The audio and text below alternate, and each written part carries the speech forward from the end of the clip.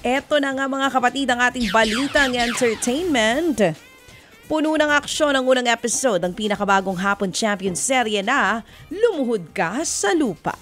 Opening pa lang napasabak agad sa todong bakbakan ng bida nitong si Kiko Estrada na gumaganap nga bilang si Norman.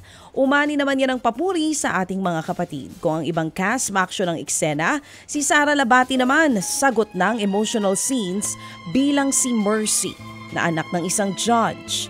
Mapapanood po ang Lumuhod Ka sa Lupa sa TV5 Lunes hanggang Biyernes 2:30 ng hapon pagkatapos po ng Eat Bulaga. Eto pa, muling bumisita sa Eat Bulaga ang hottest Gen Z heartthrob na si Andres Mulak. Kahit ninenervyos, masayang nakihula sa segment na Therapy si Andres. Marami naman ang kinilig sa muli nilang pagkikita ni Riza May Dizon. Sa dating episode ng Eat Bulaga, pabirong sinabi ni Riza kay Aga Mulak na piliin siya bilang daughter-in-law para kay Andres. Wow! Cute! Confident! I love it! Confident si Riza May. Unang nag-meet ang dalawa sa birthday ni Maine Mendoza. Mukhang kamukha ni Aga nung kabataan. Extended naman ang isa pang araw ang unang solo concert ng Benny. Magkakaroon na po ng Day 3 ang Bennyverse concert na gaganapin on June 30 sa New Frontier Theater. Kahapon pa lang kasi nag-camping na ang Bloom sa ticket selling ng Day 2 ngayong araw. Taray, may camping! Ngayong Martes din magsisimula ang bentahan ng tickets para sa Day 3 ng concert. Sold out naman ang Day 1 ng concert. Proud naman ang OPM band na Ben & Ben sa tagumpay ng P-pop girl group na Benny matapos itong maabot ang panibagong milestone ng Spotify.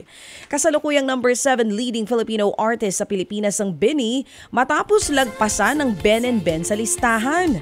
Ibinahagi ni Benny Maloy ang screenshot ng message sa kanya ni Ben & Ben member Agnes kung saan sinabi niyang proud siya sa tagumpay ng grupo.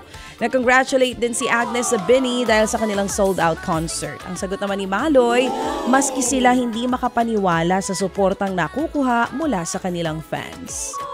Nagpasalamat din siya sa mga ate at kuya niya sa Ben & Ben na itinuturing daw ng Benny na inspirasyon sa industriya. Ipinapalabas na ngayon sa streaming giant na Netflix ang Metro Manila Film Fest 2023 Most Awarded Film na Gumburza. Sakto sa mismong araw ng kagitingan, mas paaalabin pa ang pagmamahal sa bayan sa panunood nga ng Gumburza on Netflix. Hindi lang ito dito sa Pilipinas, pinapalabas din po ito sa buong mundo.